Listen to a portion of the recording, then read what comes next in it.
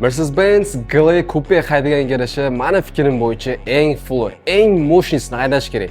E'tiboringiz qarshisida Mercedes-Benz GLE Coupe 53 haqiqiy AMG.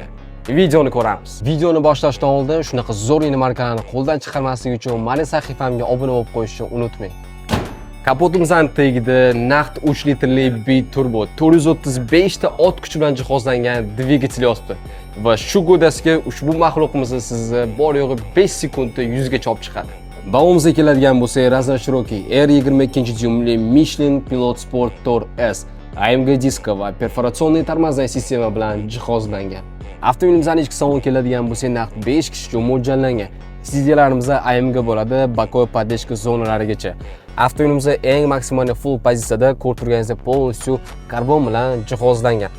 Eng topoviy akustika, burmestr, podogrev охлаждения сидения, hattoki massajlarigacha bor. Multimedial rul, head-up display va podstakaniklarimiz istadi sovutadi. Pnevma podveska va sizni qulayligingiz uchun rullarda быстрая knopka действиялari ham mavjud. Bor qalaysiz tezgina rejim izlarini o'zgartirsangiz bo'laveradi.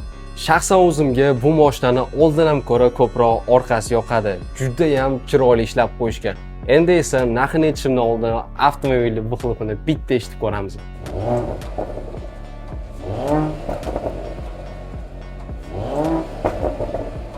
Avtomobilimizning narxi keladigan bo'lsa 139 ming AQSh dollari. Ma'qul kelgan bo'lsa, pastki raqamlarga telefon qilib baraka qilishingiz mumkin.